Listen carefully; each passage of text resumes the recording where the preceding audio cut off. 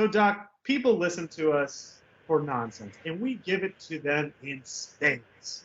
Nonsense, nonsense, nonsense. Some would even say, on our best days, malarkey. Braves, defending champs. Boy, it sure would be a shame if there was no season next year and we were just still the defending champs. Also, this guy that got hit, how old was he? 46. What a loser, just sissy man. You just got punched in the face by a 90-year-old man? Come on, dude. I'll bet Doc is like the Sinbad of Ames, Iowa.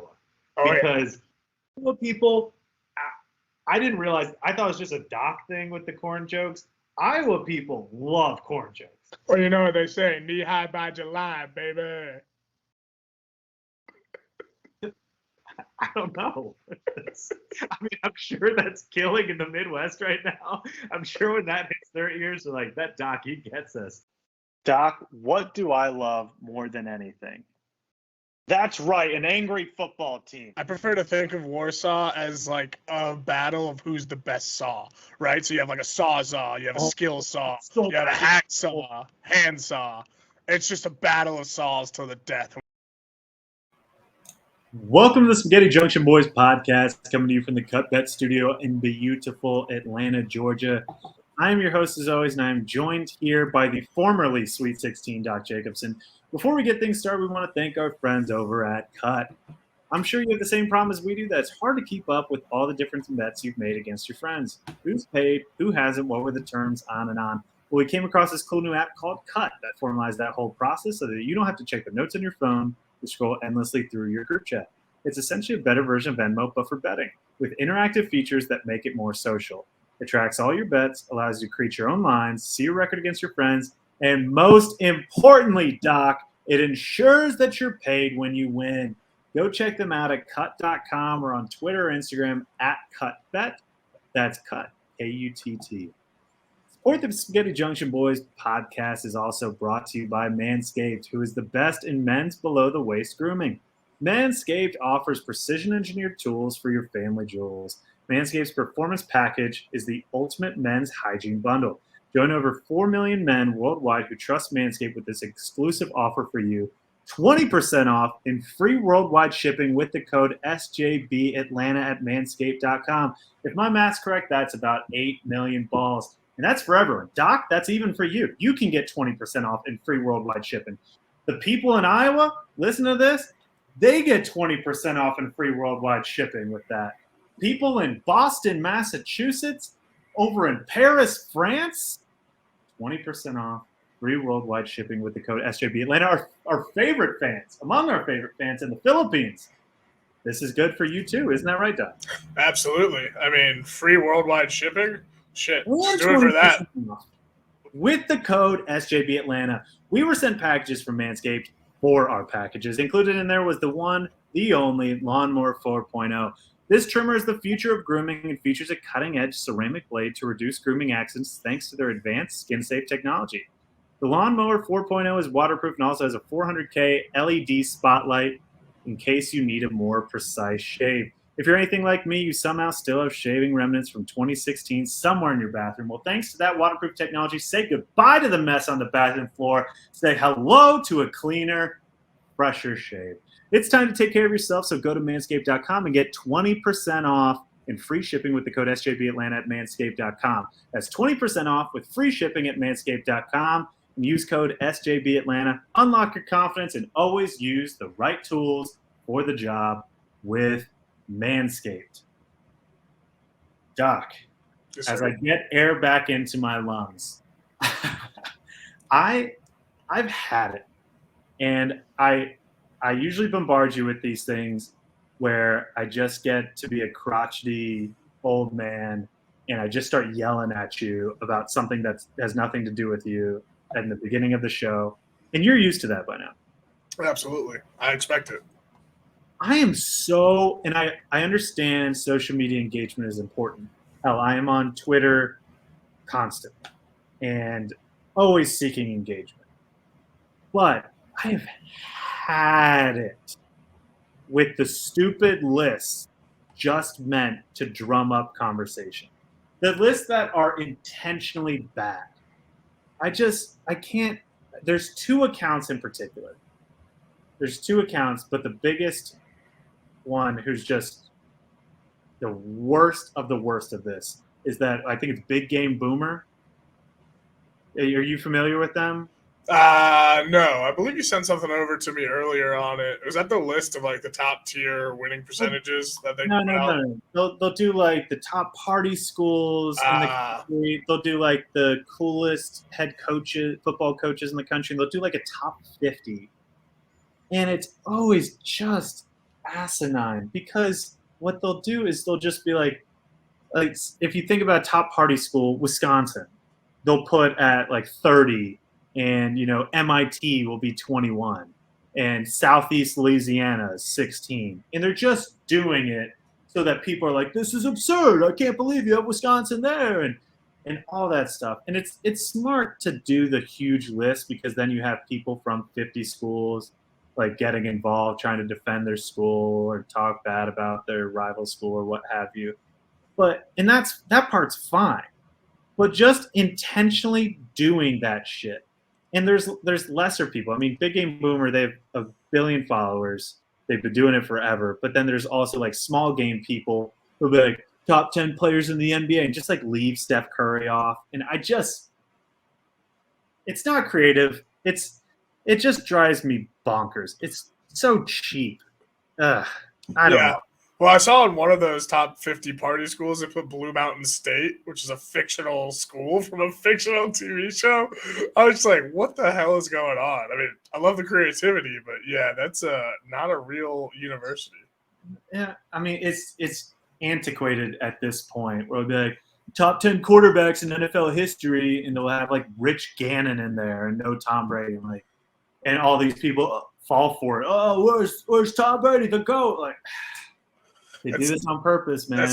It's almost like they're trying to like reinvent the wheel or something. Maybe not. I mean, maybe they're just trying to drive conversation. But the wheel's pretty awesome as it is. I don't think it needs to be reinvented. I don't know. I may be alone in this. And so if anyone else feels this way, reach out on Twitter, please, to let me know that I'm not alone in this void of just yelling at these stupid lists every time I come across it. I just can't do it anymore, Doc. We should start a petition list.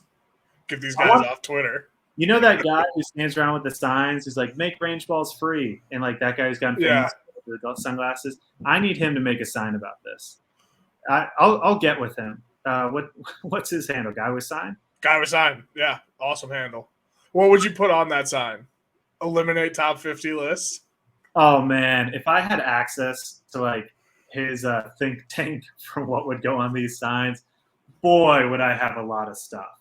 Like, hey, if you're about to miss your flight, you don't get to cut everyone in line at security. Plan better. Yeah. Oh, yeah. I had a guy who did that at the airport in Atlanta. Who enormous line.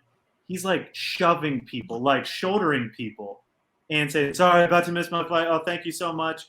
Just assuming everyone's letting them and just keeping going, serpentining through, just knocking shoulders, pissing people off left and right.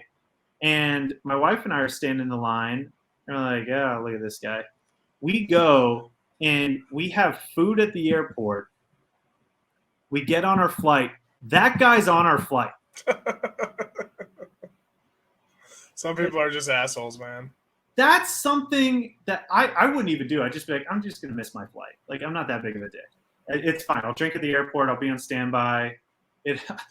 I'll brown out for the flight. It'll be fine. There's plenty of flights out of Atlanta, wherever you're going. But if you're going to do it, don't do it when you have like an hour till your flight leaves. You're a monster at that point. The age range, this man for me. Was he like a boomer? Was he old school? 50? Yeah. Yeah, he was like, I'm not at the airport 2 hours before everything. I need to cut the whole line. He just had the Home Depot theme song playing in his AirPods at 2 times the speed, just on repeat. Did he have a pack of cigarettes on him because he forgot you can't smoke on planes anymore? He called the flight attendant Toots. Yeah. Uh, but anyway, speaking of things that I get angry about for no reason, and I'll get you an enormous list of things I want on those signs. It's gonna be, it's gonna be like one of those old scrolls where they open it and then it goes to the bottom. It's gonna be longer than a CVS receipt. Just you wait. But Peyton Manning said this week, talking about Tom Brady coming out of retirement, that he wants his gifts back. He got him a bottle of wine, some other nice accoutrements as a retirement gift. And he says, hey, it's obviously tongue in cheek. Peyton Manning's not hurting. He has like 100 Papa Johns. But I don't think that's the primary source of his income. But I'm with him on this. Joking or serious, you give someone a retirement gift and then they come out of retirement a couple months later. Like, it's not like immediately what came to mind for me is the divorce. Yeah, I was going to bring that up. Like your wedding gift that you get someone and then they get divorced. If someone gets divorced after 5 years, that toaster I got him's long gone. Okay. Yeah.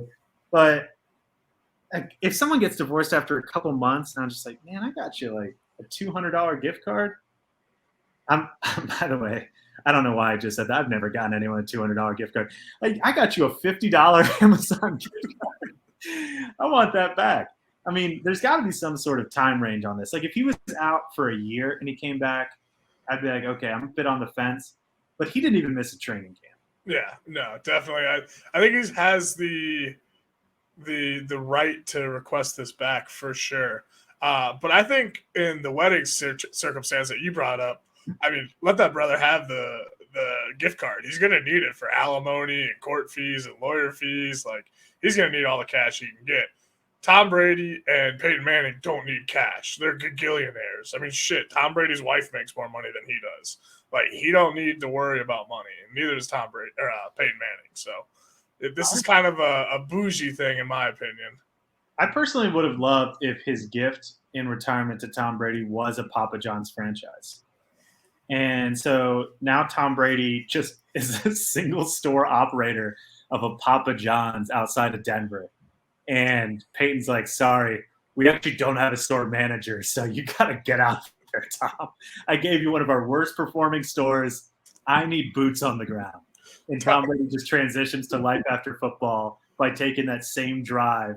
And he's just like, all right, we've got 10 Supremes going to a birthday party. LFG. Tom just doing just 10 on, 5 off weeks, just flying out every other week. That I would have enjoyed a lot more. I don't know. Or he's just, dude, he should sell the TB12 pizza. I mean, it would be like a piece of lettuce and a strawberry, but he might be able to, market that. Yeah. And by the way, I have some advice for the listeners. If you're getting a wedding gift is tough.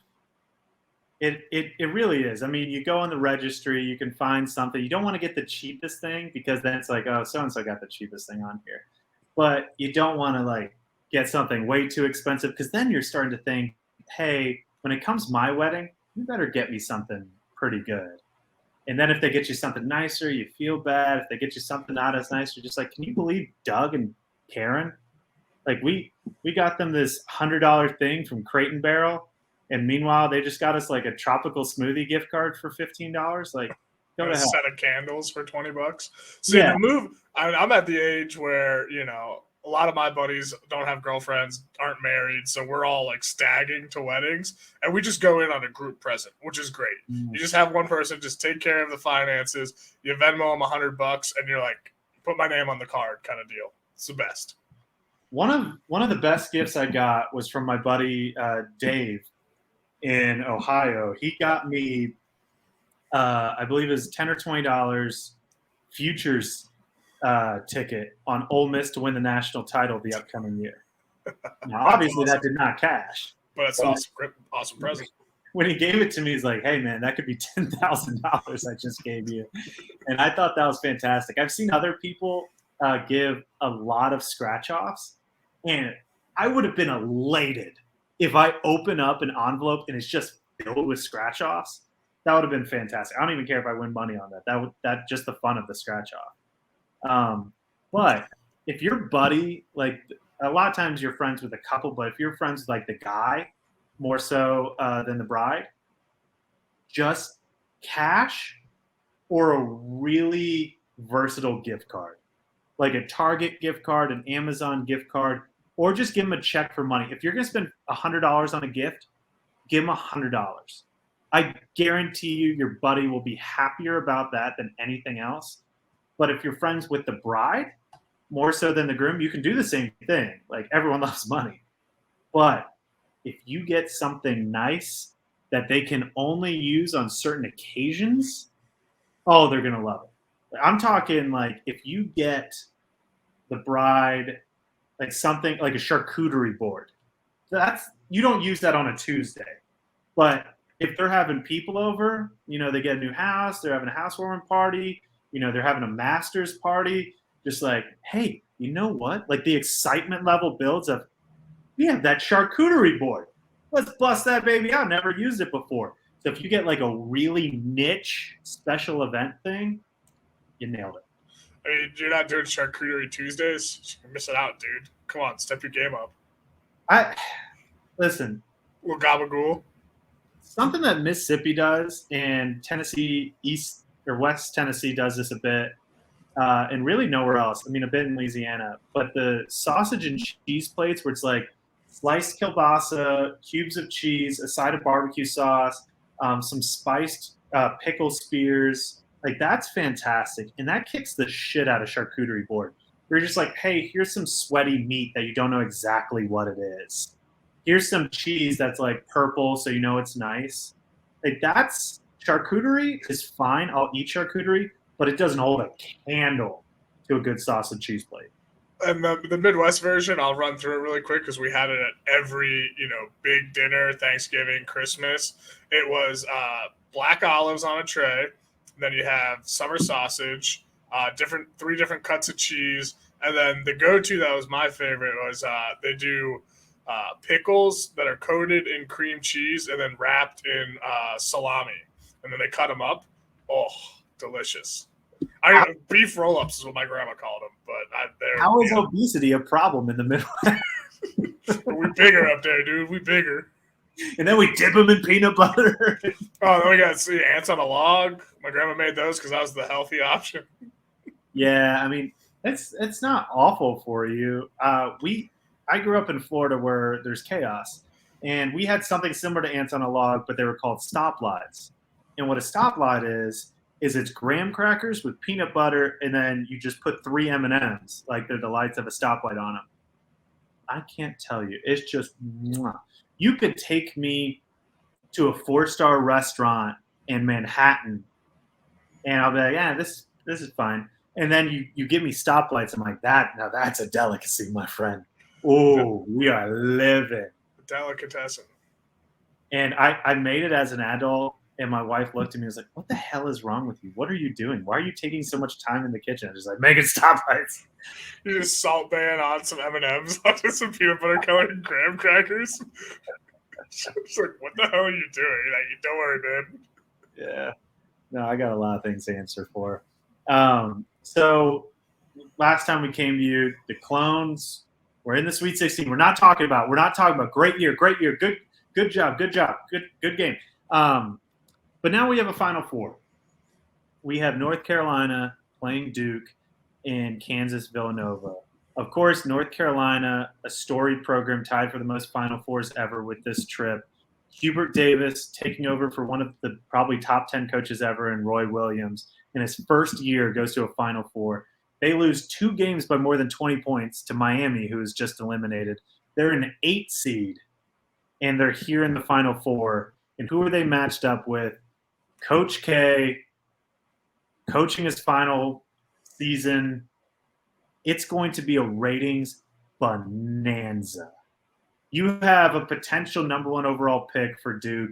You have Brady Manick, who I'm pretty sure is just Chris Kaman with like a lot of icy hot on, just going back in there. And then on the other side, we don't have to talk about how fascinating that game is going to be, Duke, North Carolina, because there's legit hate there. Because they're separated by 8 miles, the campuses are, but the cultures are separated by 1 million. The student body at Duke and the student body at North Carolina are very, very different people. Durham and Chapel Hill, very, very different places. But what I want to talk about is Kansas Villanova. While I can name all 4 coaches in the Final Four, I don't know if I can name 4 players. And I know for a fact I can't name anyone on Kansas. I think they have a guy, Brady Morningstar isn't there anymore, but they have a guy with a name like that who, let's be honest, kind of looks like that, playing Villanova.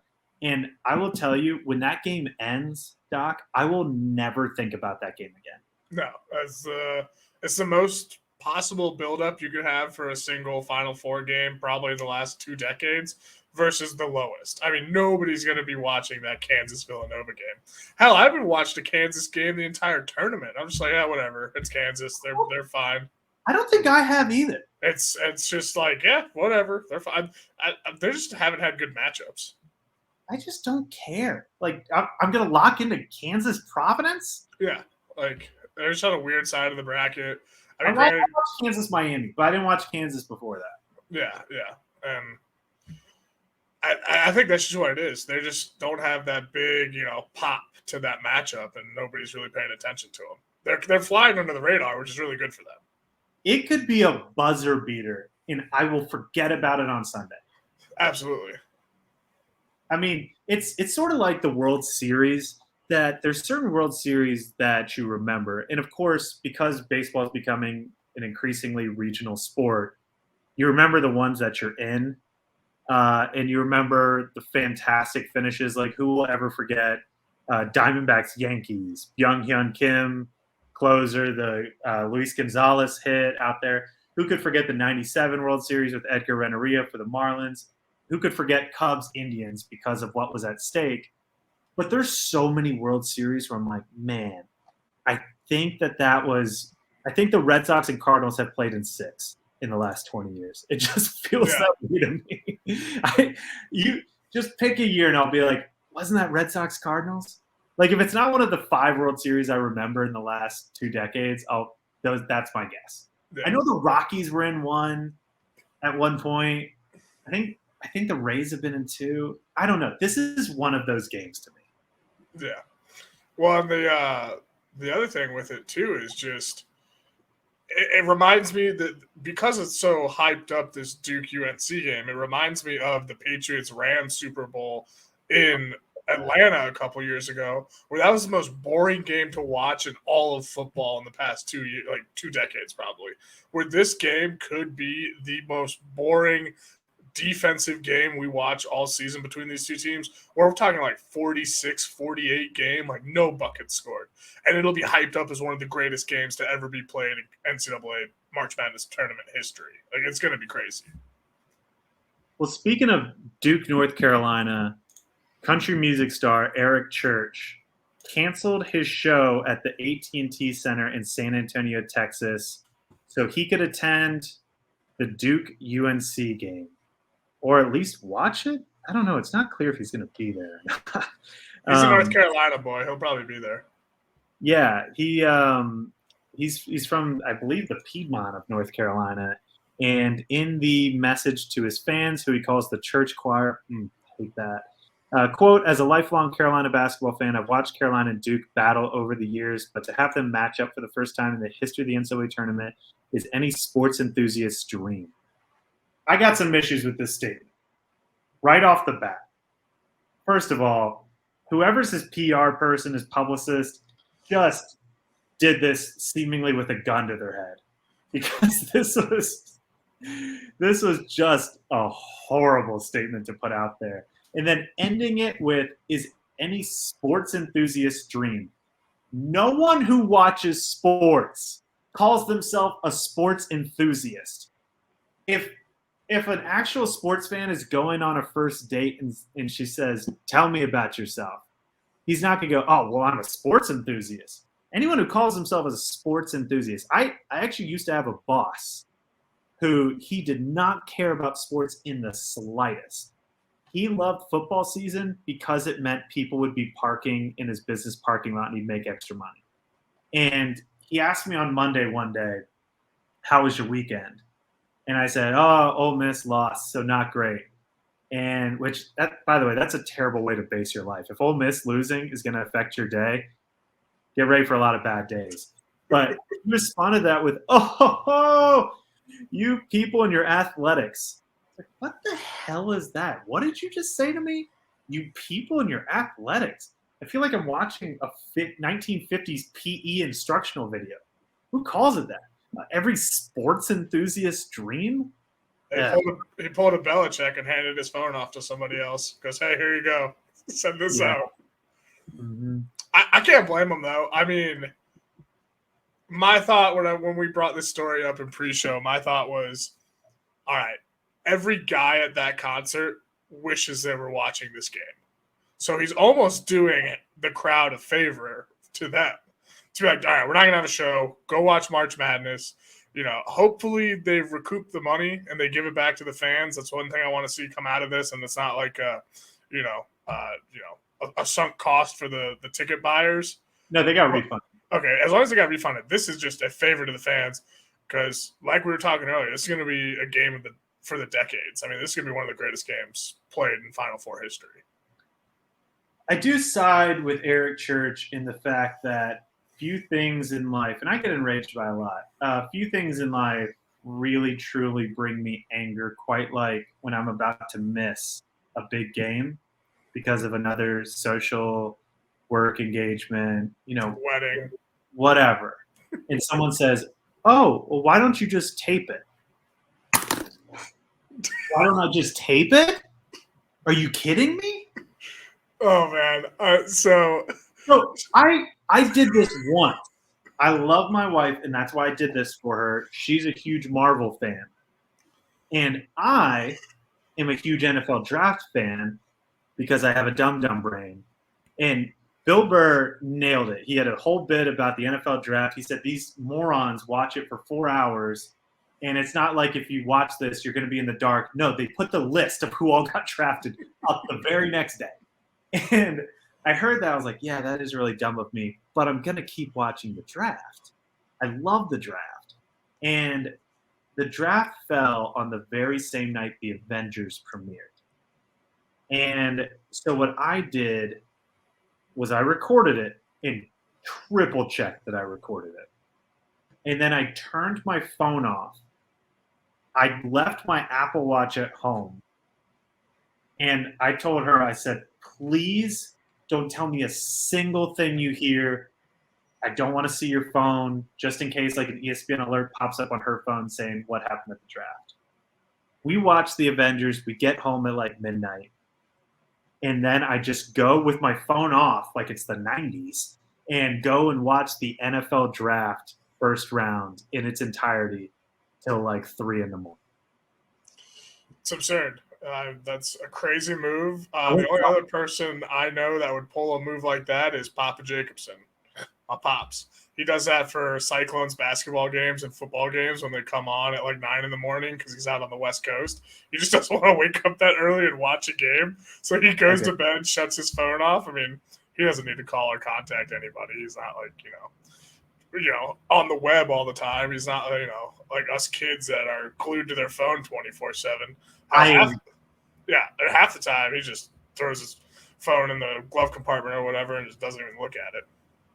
I mean, I can't do that again. Like, because you're getting tweets, no matter what big sporting event I'm watching, or whether it's just like one of my team's games, I'm gonna be getting texts from friends. Mm-hmm. No matter what, and I can't have that. Just like, oh, did you see that? It's just like, oh man, we need to come back here. Like, none of that. I cannot deal with alerts from ESPN, tweets, text messages, phone calls. I can't do any of it. I have an uncle, my Uncle Tim, who is a big sports enthusiast, and he records games and watches them afterwards or at least delayed on purpose so he doesn't watch the commercials. So he's just mainlining, like he's a Green Bay Packers fan, just watch Packers, fast forward through the commercials, more Packers, and just keep that going. And I understand that strategy, but as a millennial who just cannot deal with putting off gratification, I can't do it. Well, also commercial time is phone time, which is great for our generation. You know, you can just scroll on your phone for a little bit, see what's trending, all that stuff. I used to be a big proponent of waiting a half hour after a game starts and go ahead and just fast forwarding through those commercials. But as I grew older, it's a nice little pause, go get another drink or get a little snack going, hit the bathroom. It's nice to have those pauses in life. You got to stop and smell the roses every now and again. Did this just suddenly become like Powerade commercials? Yeah, I think so. The big Powerade commercials talking about the pause. Yeah, exactly. Like a big post during this. By the way, I'm gonna have a blog coming up this week on this. Little self plug there. I would really like for them to do more realistic commercials, like the Capital One commercials with Charles Barkley, Spike Lee, and Samuel L. Jackson, where they're just going on and on about, oh yeah, I started Charles University. We're the Fighting Sams. Look at our mascot. He. Like, no, let Charles be Charles. I have said it for years. He is my white whale of a guest. Charles, if anyone gets this back to you, I don't want to talk to. I want to talk to you about literally anything but basketball. Yeah. Like, I'd love to hear you talk about basketball, but I just want to talk to Charles. I just want Charles on here where I could say, Charles, what's the best kind of dog? And just hear what he has to say. Charles, where do you stand on hamburger toppings? And just go on. Charles, if we were playing Family Feud and you had 5 things to say about the state of Oklahoma, what would they be? Like, I just want to ask Charles these kinds of things. Absolutely. But anyway, I want a Capital One commercial where Charles is playing mahjong at the casino at Harris Casino in New Orleans, and it's down 10 grand, just bleeding, and he's just putting money on like low class highlight in Miami that somehow they have telecasted inside the sports book. That's what I want. That's the New Orleans I want to see. I want to see Charles just with a big ass hurricane in his hand.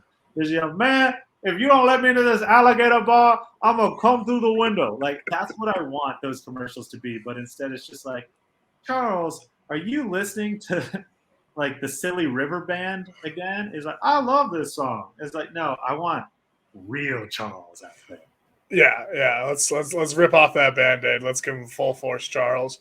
And honestly, I just thought about, too, with the Final Four being in New Orleans, Eric Church just wants to go party. He's like, I don't want to do the show. Let me go down to Bourbon Street and get ripped up and show up to the game with dark glass sunglasses on like he does for all of his special guest picks on game day.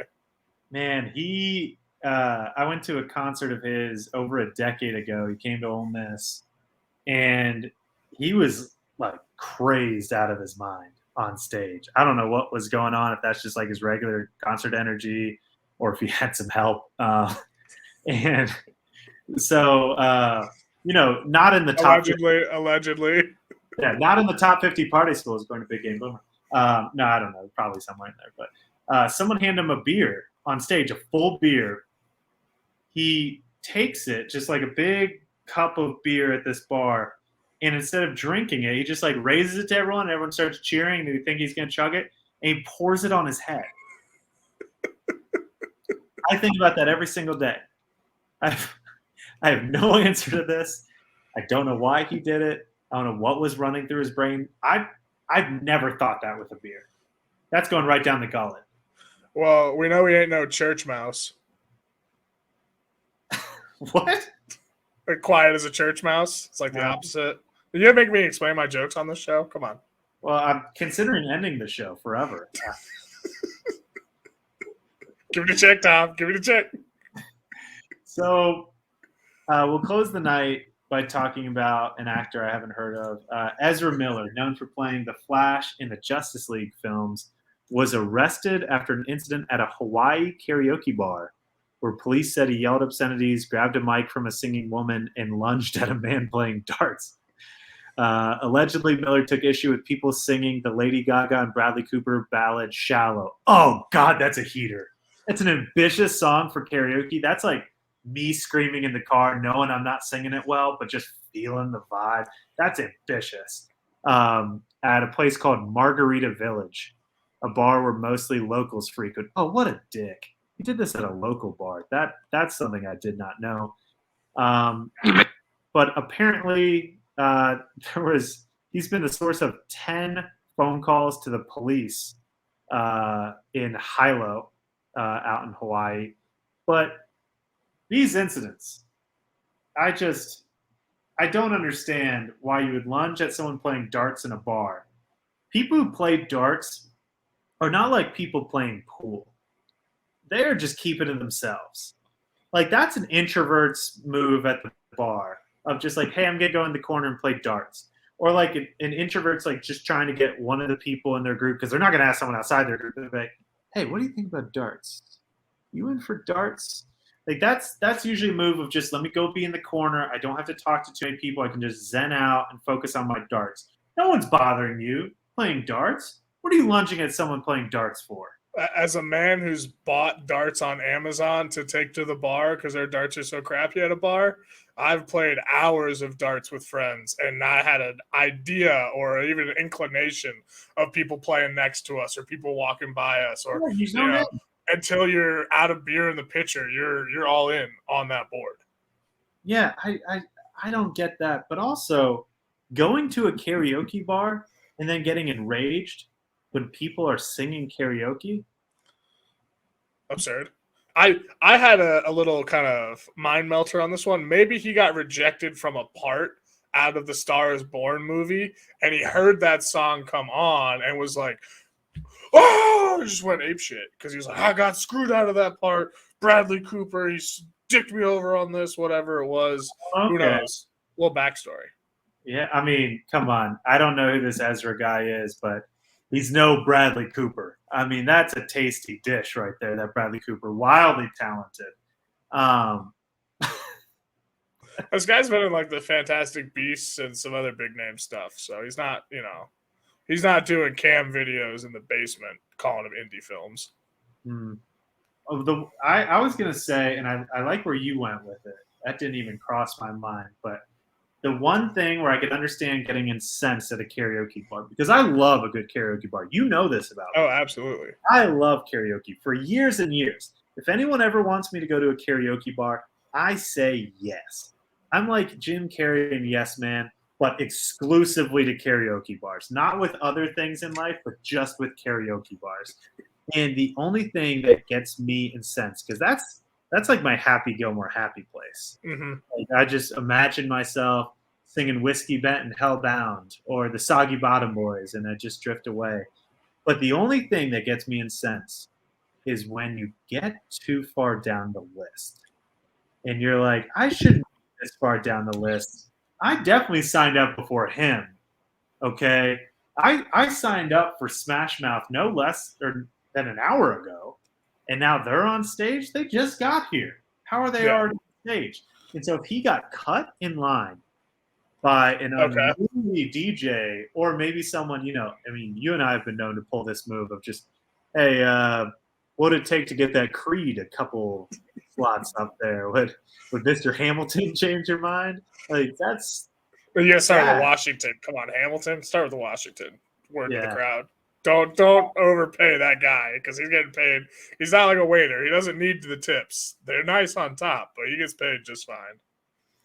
I mean, I don't think these karaoke DJs are like oligarchs. Like, I don't think they're just that guy from Breaking Bad just rolling around in the money.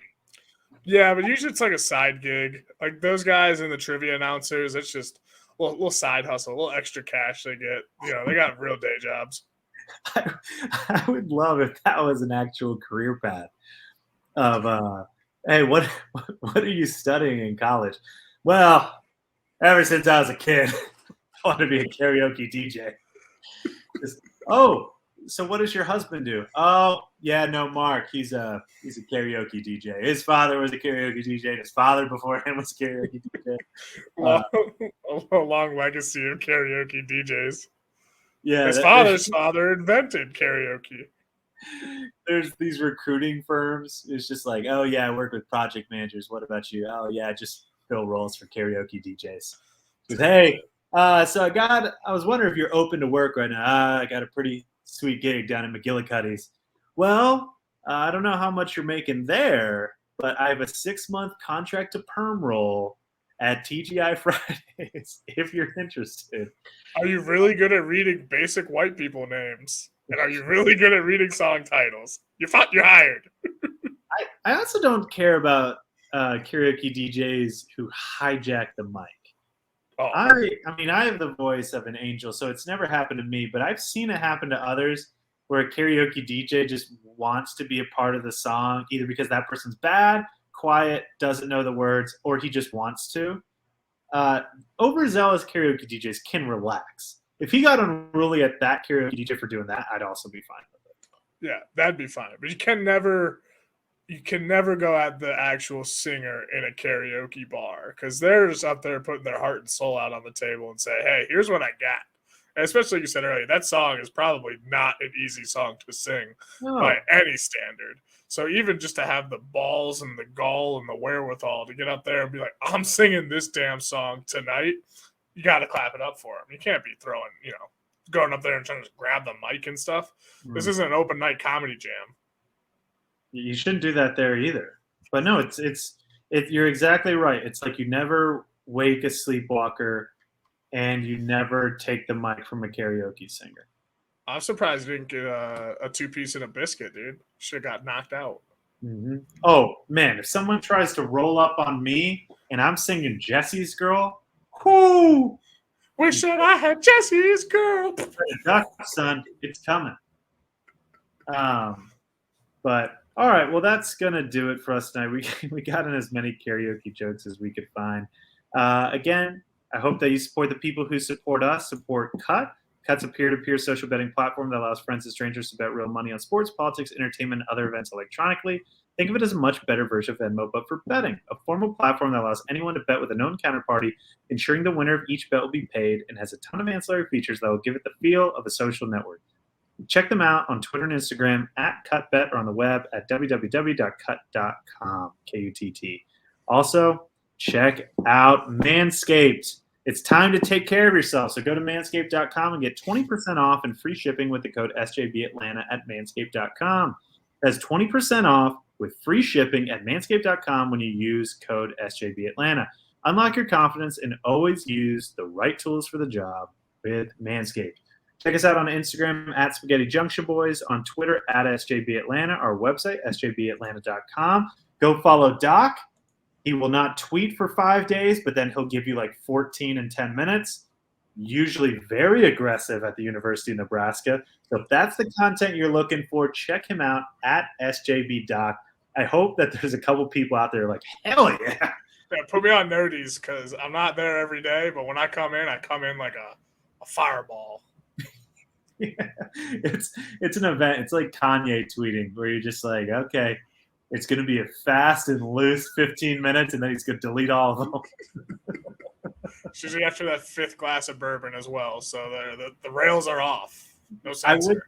I would like to be inside of your head when you do like decide to go on one of those tweet firestorms. You're just sitting there enjoying your bourbon. You're like, no, you know what? I haven't said shit about Tom Osborne in a while. Let me get a little loose here. Scott Frost could suck it.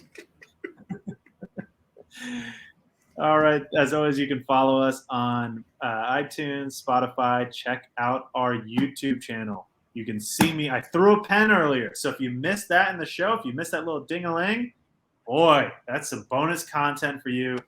Give us a subscribe. It costs you nothing. For free. Absolutely free content for you. You can see me record from this escape room looking room I'm in tonight. Yeah, what the hell is that? I'm at one of those like home and suites or whatever, where they have the little kitchenette and the big refrigerator. No, it's I think it's just called a home and suites. Yeah, that is a narrow room. Yeah, but it's the living room suite, and then there's a whole individual bedroom. It's kind of nice. Oh, okay. Yeah, I thought it was just that room. I was like, is he in a train car? No, and then there's a kitchen and all that stuff. It's actually pretty nice. Bathroom, bedroom. I don't hate it. For $100 a night, can't beat it. All right. So again, subscribe to our YouTube channel. See where Doc's sleeping tonight. Thanks as always for listening. We'll see you next week.